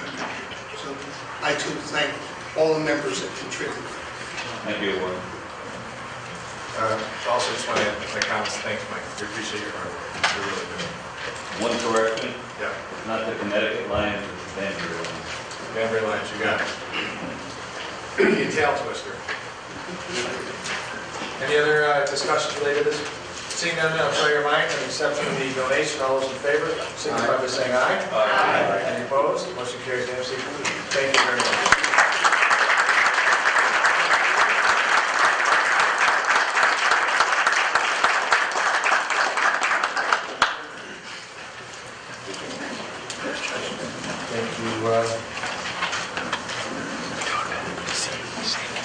Item 14, please. Communication, lease of Bear Mountain Reservation Cottage. Dear Mayor, Mountain City Council members, the lease for the Bear Mountain Cottage, located at 19 Bear Mountain Road, is up for renewal. The current leasing is Sean McCullough, has lived in the cottage for the past 6 years and is willing to sign a new 3-year lease. Mr. McCullough, who is also a lieutenant with the Danbury Police Department, has been an excellent tenant, and his presence is a definite influence on the safety of the reservation and all of the users of the park. The Conservation Commission also endorses Mr. McCullough as a tenant on the property. The value of the lease over the 3-year period is a value of $21,000, plus CPI increases over the period of the contract. I request that council approve the lease agreement as submitted by Corporation Counsel's office. If you require any additional information, please do not hesitate to contact me. Sincerely, Nicholas Kaplanis, Director of Recreation. Thank you, Madam Clerk. What's your pleasure, council? Mr. Mayor. Thank you, Your Honor. I'd like to make a motion to receive the communication and recommend the lease of the cottage be extended for 3 years in accordance with the attached license. Motion made and seconded by Mr. Sadi. Any discussion? I just want to be clear, it's a license, not a lease. Is there any other discussion? Seeing none, I'll try your minds. All those in favor signify by saying aye. Aye. All opposed? Motion carries unanimously. So I just want to say thanks for keeping an eye on the property up there as well. It's like you do a lot of extras besides just paying rent. We appreciate it. Thank you. Thank you. Let's move on, Madam Clerk, to item 15. Communication, request for water, Arch Street. Pleasure, council. Seabury? Thank you, and I'd like to refer this to the city engineer planning for reports, please. Seeing no objection, is so ordered. Madam Clerk, item 18, please. Resolution, Danbury wastewater treatment plant phosphorus discharge.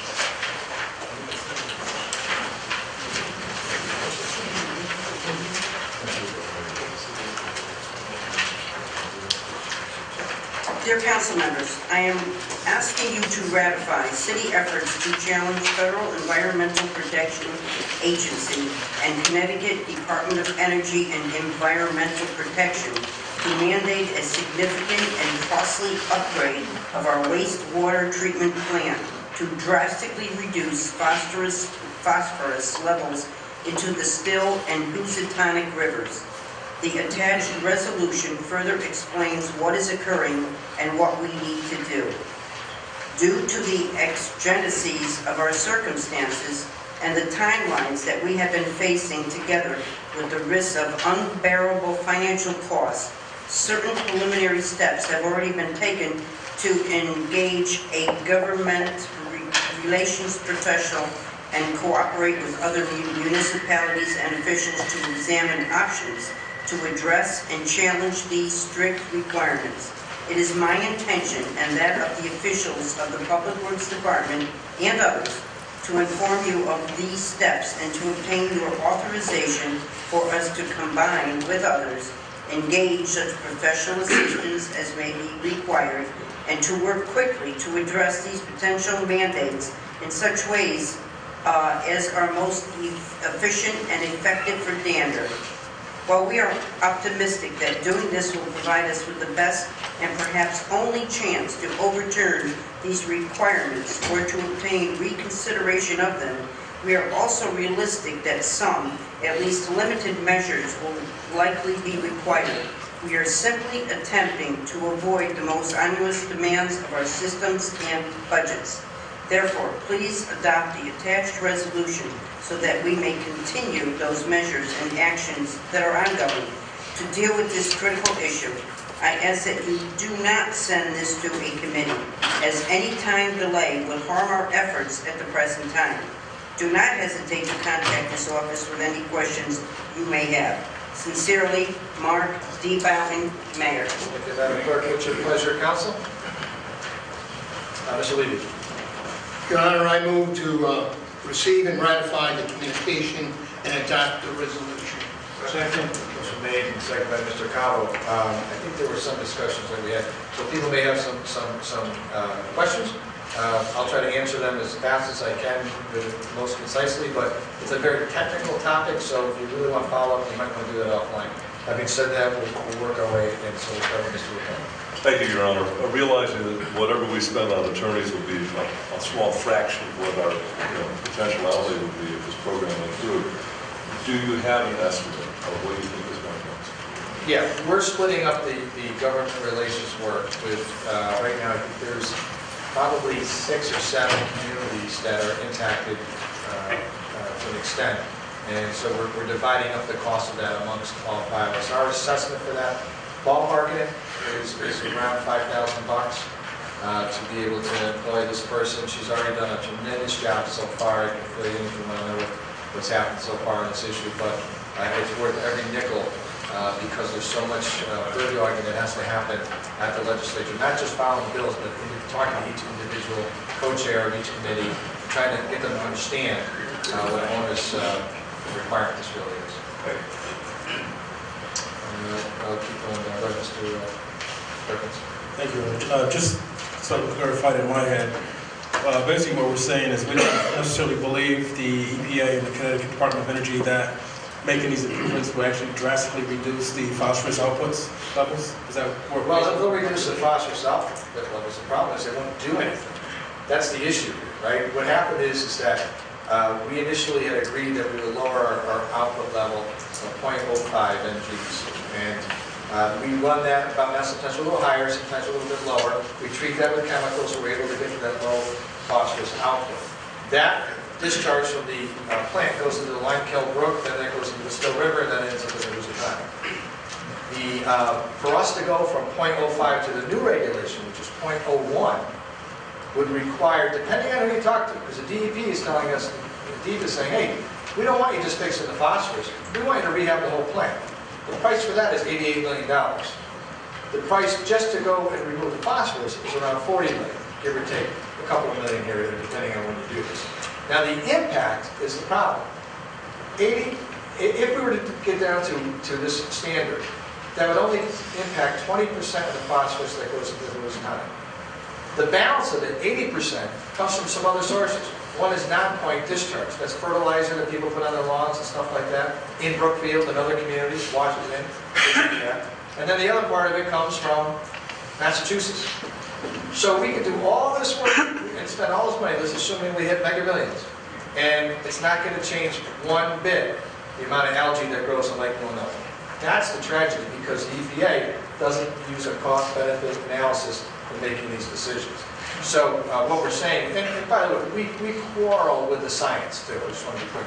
We don't, our experts, I know David Dave's here, are not so keen on the science. In fact, DEP's own studies show that if we spent this money, we're not going to impact the water quality at any of these various waterways. But this is just one of those government gone wild runaway trains that we're trying to go back and explain that what you're asking us to do isn't really going to do anything, except spend a lot of money.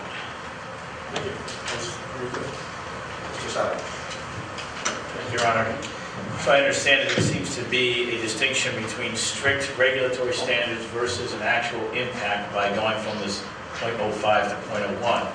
So, and with the issue of whether or not the science or the facts are accurate as it relates to an impact that would occur with Danbury and the towns or health of this standard, can you state whether we're going to take sort of a two-pronged approach, or eventually, one, to challenge the immediate orders and the immediate effort to force us and the other towns to go to this 0.01 standard, and then secondly, if these standards and regs are flawed, are we proceeding at the state level, maybe the federal level, to try to have new rulemaking put in place to adjust us so we don't have to go through this consistently, and then make those bodies, those regulatory bodies, whether it be DEEP or EPA, to promulgate rules after a public hearing process. So I know it's a lot of stuff. Yeah, I'll take the first part last. Right now, what we're waiting for is DEEP. DEP and DEEP are the same, they changed the name. So DEEP to issue their draft permit. We have had some, because I went up to the legislature a couple of weeks ago, and we tortured some of the committee chairs and other mayors, superintendent of public utilities, and so heavily involved in this. DEEP is backing off of, initially DEEP's response was, hey, it's not us, it's the EPA. The EPA is telling us to do this. We're just managing this process. They're now backing off a little bit. They've actually offered us an olive branch. We'll see how far it goes, and by giving us more time to make these changes. So once we get that draft permit, that'll tell us exactly what the standard will be. They've already told us in writing it's going to be 0.01. That's going to trigger a public, we're going to ask for a public hearing at that point.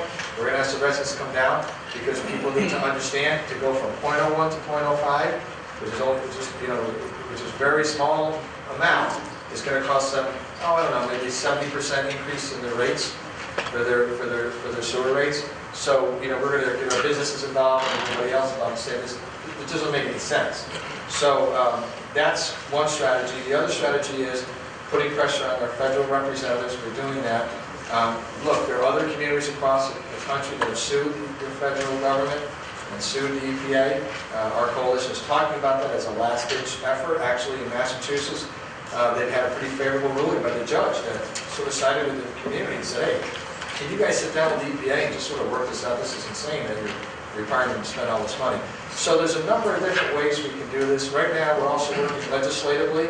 There's a bill, the bill number 440, I think it is, where we inserted some language that requires a cost-benefit analysis, requires a review of the science, requires sort of a holding pattern. The other problem they've had is what they did to Meriden, for example, where Meriden went and spent $25 million on an upgrade of the plant. Then they come back and said, no, 0.05, that's no good. You got to get down to 0.01. So now they got to go back and do another $25 million.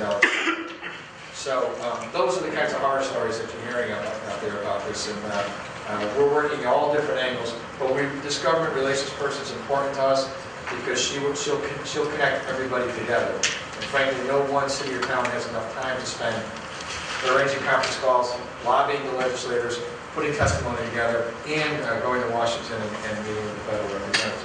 We'll do that when the time's appropriate, but it's really hard to get everybody together at once. Thank you, Your Honor. Just for the record, who is the representative? It's Murkowski and Betsy Garrett, G-A-R-A. Murkowski's. Thank you, Your Honor. Any other questions about this, Jack? Sorry. Thank you, Your Honor. As we pursue this timeline that we're working on towards satisfying your needs, if we don't meet that timeline, what is our exposure to being fined? They're obviously not shutting the plant down. So they can come in and they can do a couple of things. Typically what they do is they'll issue a consent order, which has the power of law that you have to comply with. I'm going to tell you what happened in Cheshire. Cheshire tried to put a referendum through for I'm going to make up a number.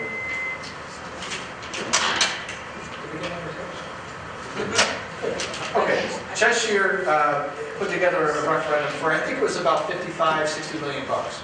Well, the residents voted down a referendum, so we're not going to do it. So now what do you do? Well, what can happen is the federal government can order you through the court to make those upgrades and can assess, they have the power to assess the residents those fees to pay for those upgrades on their own. So we don't want to get into that with them. I mean, they can use fines as well, they can do a whole bunch of things. And look, if the cost benefit was such that there's a tremendous impact on the quality of water, it'd be one thing, but there's virtually no impact because most of your phosphorus comes from non-point sources. It doesn't come from sewer plants. It comes from fertilizer and a whole bunch of other uses that people put on their own. Sorry.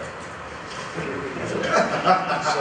anyways, that is, and the reason that there's a timeliness here, the legislature adjourns May 5th, May 6th. We want to be able to get some of this legislation through, and then have to wait until next session. Because once that gets going, once you get those draft permits, the clock starts ticking. And then you've got 4 years to come up to compliance, which means we'd be out in front of the voters asking for, I don't know, $50 million. And of course, they're going to vote it down because I wouldn't vote for it myself. And then we're going to have the federal government, come down and throw. So we want to get ahead of this and try to change that ship just a little bit. Give us more time. Let's let technology change a little bit, and we can make some of those numbers. Any other discussion? Seeing none, then I'll try your minds. All in favor, please signify by saying aye. Aye. All opposed, signify by saying nay. I have a motion that carries unanimously. Item 17 is on consent. Item 8 is on consent. That would mean item 20. Resolution 2012 Neighborhood Assistance Act. What's the pleasure of the council? Ms. Dyschel. Thank you, Your Honor. I'd like to refer this to a public hearing. Seeing no objection, is so ordered. Madam Clerk, item 21. Resolution, LoCIP 2012 application.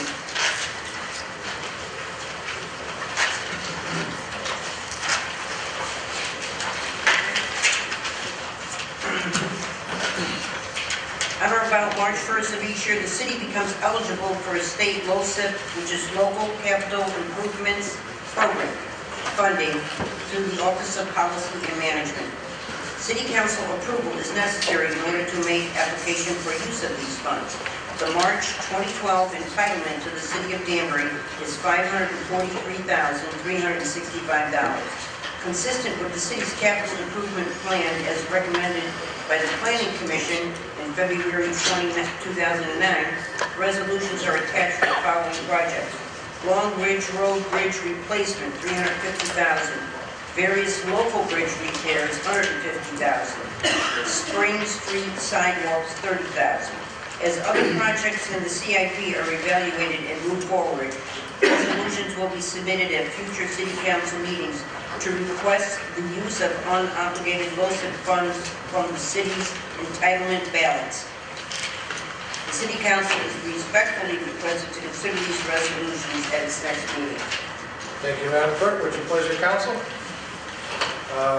Mr. Taylor. Thank you, Your Honor. I would like to make a motion to receive the communication and adopt a resolution to accept the 2012 LoCIP application and funding. Motion made and seconded by Mr. Levy. You have a second, Mr. Levy? Yes, I do. Okay, you have a discussion. You have the floor, sir. I guess if someone was to read this, they would think there's a difference between the amount of money in the communication versus the proposal for expenditures. But in fact, this is based on, as I remember, on a percentage of what we might possibly get. But these are the applications that we want to use. Yes. Thank you for clarifying that, Mr. Levy. Further discussion? Mr. Visconti, you did the whole lot here, so you, Mr. Perkins, did it first. Seeing none, then I'll try your minds. All those in favor, please signify by saying aye. Aye. Any opposed, signify by saying nay. Ayes have it, motion carries. Items 22, 23. 24 and 25 was withdrawn. Madam Clerk, item 26.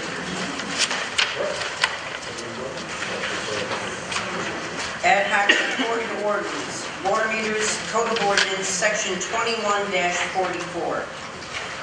Pleasure, council. Mr. Curran. Thank you, Your Honor. I'd like to receive the report and refer to public hearing. So no objection is so ordered. Madam Clerk, item 27, please.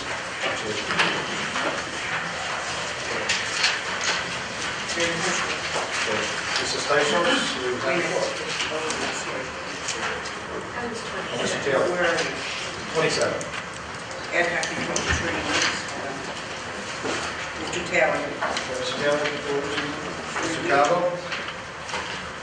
Your Honor, at this time, I'd like to make a motion that we waive the reading of the minutes on the ad hoc report on maturity works, item number 27, as all members have copies. The copies are on file in the City Assistant's office. Motion made and seconded. All in favor of waiving the reading of the report, signify by saying aye. Aye. All opposed, motion carries. Madam Clerk, 27. Ad hoc report, maturity works, no-cost senior work program. Pleasure, council. Chad. Thank you, Your Honor. Would like to receive the report of the ad hoc committee and approve the recommendation to have the city of Danbury enter into an agreement with Maturity Works and the no-cost senior work program. Made and seconded by Mrs. Stanley. Any discussion on this item? Mr. Nero. Thank you, Your Honor. I was actually on this ad hoc, and as I walked out of the meeting that night, I'm walking down the hall thinking, why didn't we need an agreement? So if someone that was, I believe the lady's last name is Rigeno, I'm not sure if that's how you pronounce it, but if someone spoke with her from the city, knows why we actually need a formal agreement, would they be able to just mention why? Mr. Leroy, would you like to take a stab at that? Thank you. Thank you.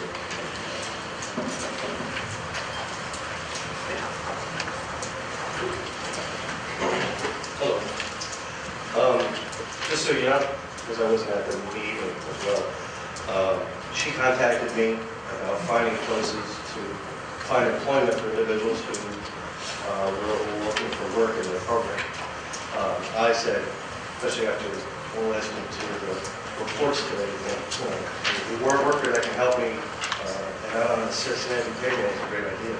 So I sent it to personnel, and I guess it was reviewed by the attorneys and personnel, and they requested that I submit it to you for review because it's a agreement that has to do with unions and other agreements as well. So it needed to be reviewed, and as far as the procedure, my procedure has been followed, and apparently some questions came up as for what happens if the person gets hurt while here. They cover the insurance, they cover the employment, and I guess from my standpoint, if somebody was going to send me to a work spot, I'd want to know that they had a commitment from the employer to employ me. So I think that's probably a lot of it, is to make sure that a lot of the details are covered.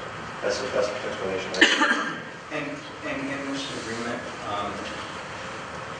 are we obligated in any way to do, once this agreement goes into effect, are we under any obligation to maintain this agreement with this agency? In other words, if you hire someone, let's just say, they're working for you, and you say, well, you know, we were going to take this person for 6 months or 3 months or a year ago, we just say no. I mean, it's...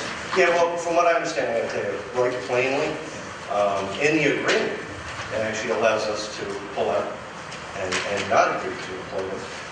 They do a review, and my idea is to take further, if they want to send away for employment, is to meet with Jenny and go through a review process of that same person. So we'll have a double employment review on somebody to make sure that they're a good candidate. And the agreement itself allows us to then say this person is not working and then to terminate the employment. So actually it helps out. Thank you. Thank you. Any further discussions about this program? So none, then I'll try your minds. All in favor, please signify by saying aye. Aye. All opposed, signify by saying nay. Ayes have it. Motion carries unanimously. Item 28 is on consent. Mr. President, Department reports. Your Honor, I'd like to make a motion to waive the reading of the departmental reports, as all members have copies. The copies are on file in the Legislative Assistant's Office. Motion made and seconded by Mr. Berry. Discussion of the departmental reports. Mr. Rotella.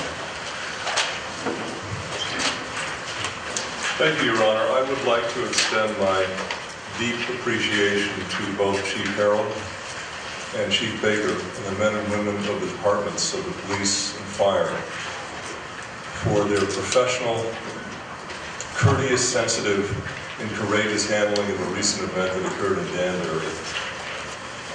On a crowded street in less than ideal weather conditions in the middle of the night. Our family is deeply, deeply appreciative, and please pass that along to the department. Thank you. Thank you, Mr. Rotella. Well said. Further discussion. Mr. Rosati.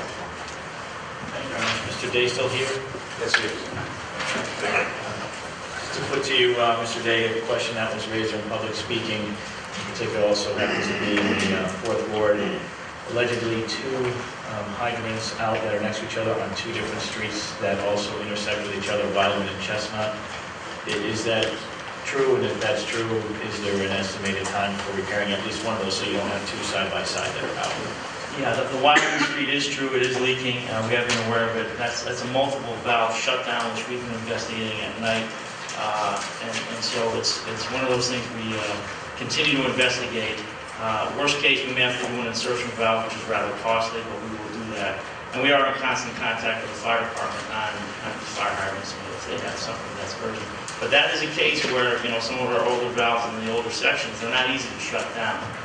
So we're looking to get at it before, you know, something tragic happens, he gets hit or something like that. But we are actively working on that. You said it's leaking. Does leaking mean it's not operable? Or it's leaking? No, it's operable. It's there's a leak underground trace. It is operable. It could be used, but there is a leak, you know. So we know where it's coming from. It's a large main. It's 16 inches in size. And there's a lot of interconnections out there. And when I say multiple valve shutdown, it could be anywhere from 10 to 20 valves. I mean, our crew was out there late Saturday night. I think it was late Friday night. They went out there for 4 hours. Nobody's out there just to turn valves and get a better assessment of what's going on. Now, that's very helpful to know that it's operable, so you don't have two hydrants that are out, but that one is leaking. You're obviously looking into that, and then the other one on Wild, not Wildman, on The Chestnut. Wildman was the one I was looking at. Chestnut. The one on Chestnut, we had replaced one on Taylor Street. I'll have to look into the one on Taylor Street. The other thing, as far as hydrant spacing, typical hydrant spacing is 500 feet. About 5 years ago, we had an independent hydrant leak detection firm coming here. And one of their comments was interesting. They said, hey, Danbury, you may have too many fire hydrants. He said, you got a lot. I mean, so that's something that's interesting in that if they're really spaced close together, you may look at, and of course I had to talk to the fire chief before I started taking out fire hydrants. But the point is, you know, in some areas the hydrants are spaced close enough where if there is one out of service, it isn't a problem. If there's a couple out of service, and that's where our guys look at it, we don't want multiple hydrants and they're all out of service. Thank you, Mr. Mayor. Any further discussions? Please, Mr. Council.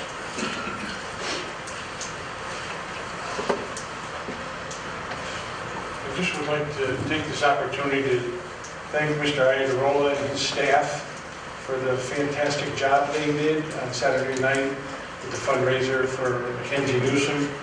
It was great to see your department pull together for that, Mr. Iadarola, and makes me very proud to be a resident of Danbury and be on the City Council with you as our Public Works Director. So thank you very much, and we appreciate it. Please extend our thanks to all your staff that participated in that great event.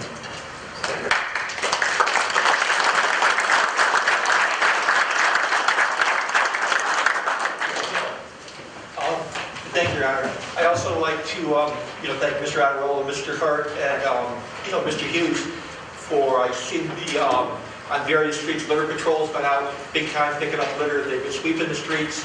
The Germantown realignment project is moving along very rapidly. We've had good cooperation with the people on that job. I'd just like to extend my thanks and appreciation for what you do to make this city a better place. Thank you. Thank you. Further discussion. Mr. Shanice. Thank you, Your Honor.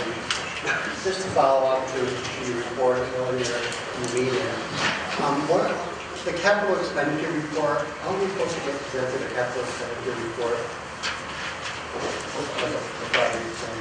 In what document?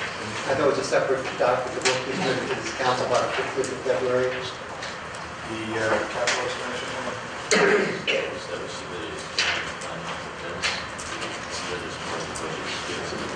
It's in the budget document. I think it has to be adopted by the planning commission by the 15th, not by the city council. I'm going to double check that. Because I thought it was in charge of that, that was the council budget.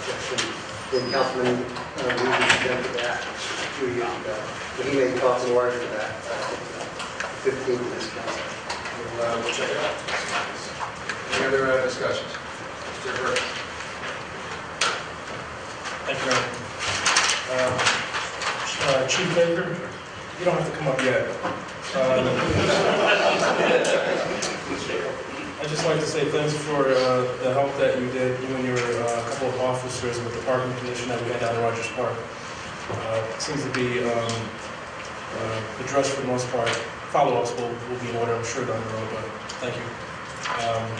One more thing that the public speaker addressed, I mean, I'm looking here and I see the calls for service. I mean, it's lower year over year, but there must be less calls. I mean, we have to make that assumption. I think if you recall the winter we had in February of 2011 versus the winter we had in 2012, that would account for the difference. Okay. So you're saying the winter wasn't as bad, so you didn't need to come out, maybe traffic accidents and things like that? Traffic accidents, stalled vehicles, parking, a lot of different things are affected by the weather. Okay. And I also see that the traffic enforcement, it's up slightly over last year.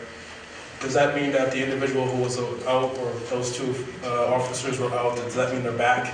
Because they were part of it. Does not mean that at all, no, they're not back. Okay. Oh, they're not, okay. I think July. I think it returns in July. Thank you. Follow up? Not to you, Baker, Chief Baker, to the Director of Recreation. Mr. Caplanis.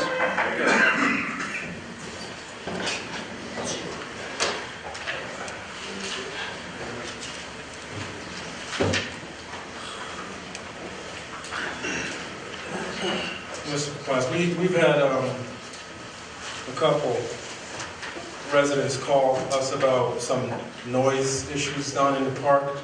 Outside of the typical rules and regulations that folks have to apply by, no barbecues, no gambling, no littering, things like that, are there any restrictions applied to people who rent out those ballparks? We don't rent out the ballpark to anyone. I mean, if they're using it. Sign out, I think, is what you mean. They sign them out, they don't rent. Okay. Well, that's not it. They sign them out, but are there any other types of regulations that they need to follow? Well, you mentioned the what the permit covers as far as gambling, making sure they pick up after themselves, no barbecuing, no alcohol, etc. Okay, so what about noise then? Because that's the basis of the complaints that we've been getting. Oh, you're talking going back to last summer now? No, I'm talking this summer too. You can make as much noise as you want? No. Basically? No. I will be meeting with Chief Baker tomorrow morning. We're going to discuss some of the issues that have occurred in the park over the last year, and hopefully we'll be able to address all the concerns of the residents regarding noise and any other activities that go on down in the park. Okay. I guess where I'm going with this is, if people sign out, it seems to me like they should be, held to a little bit more of a standard, because they're participating in events that draw in more people, so they should be required to do more than just the standard type rules. I might be speaking a little bit out of turn here. I believe that for the most part, the people that have permission to use the fields follow all the rules. That doesn't necessarily take into consideration all the rest of the residents and other people that are down at the park at those activities, as it relates to noise, which seems to be your biggest issue. So again, we'll be discussing possible means of enforcement, and trying to reduce the level of noise and the complaints that occur down at the park. All right, thank you. Thank you. Other comments, questions under department reports? Seeing none, then I'll try your minds and acceptance of reports. All those in favor, please signify by saying aye. Aye. Any opposition, motion carries unanimously. I have a couple of announcements very quickly before we adjourn. The first one is some of the members of the council have inquired about the status of the 13 acres of sales, was approved last month. At this point, the prospective purchaser has not met the established deadline by the City Council of April 1st. So tomorrow morning we will be placing that property out for a public bid. We do have strong interest prior to the bid, but rather than bring somebody else in, we thought it would be more appropriate to do a public bid process, and then I think that's April 25th. So if you know anybody out there wants to buy 13 beautiful acres, please encourage them to come in. But we do have one prospective buyer already as a backup offer. But we're going to encourage them to go through the bidding process so that all folks can get a level playing field in terms of bidding in. And as soon as we have the prospective buyer, we'll notify you guys and have it in front of the council again for consideration. And the second issue is a lot of questions came up about phosphorus tonight. I'm by no means an expert on all things phosphorus. If you want more information, we spent about $300,000 in a complete analysis of our waste treatment plant as it relates to phosphorus. And Mr. David Day will be happy to sit down with you and kind of walk you through the ABCs of where we're at. But if you got more than one people that want to know about it, try to pool up as a team so we only have to do it once. And if you have real strong interest, I can bring in the consultant that can do his PowerPoint. But I'm telling you, it's going to be torturous. So your choice, but I just want to let you know we're not trying to give you as much information as you want. If you need more, I encourage you to go to the website. With that, I'll entertain any motion to adjourn. Oh, let me give you my budget committees.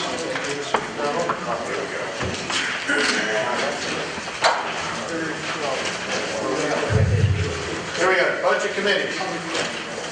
General Government 1. Mr. Seabury will be in the chair. Mr. Cabo, Mr. Taylor, Mr. Sadi, Mr. Perkins. General Government 2. Mrs. Teichholz will be in the chair. Mr. Negashet, Mr. Cabo, Mr. Darcy, and Mr. Nero. Public Works, and you're encouraged to give Antonio as hard a time as possible. That'll be Mr. Knapp in the chair, Mr. Curran, Mr. Hallis, Mr. Levy, and Mr. Shinisi. That's Public Works. I go too fast anyway. Health, Housing, Public Safety, Center. They'll have Mr. Curran in the chair, Mr. Knapp, Mr. Cola, Mr. Wetmore, and Mr. Rotello. The Education Committee, I've just reiterated that we've established that prior to this meeting. But that is Mrs. Stanley in the chair, Mr. Seabury, Mr. Haddad, Mr. Scazzafalo, and Mr. Visconti. Everybody got that? Great.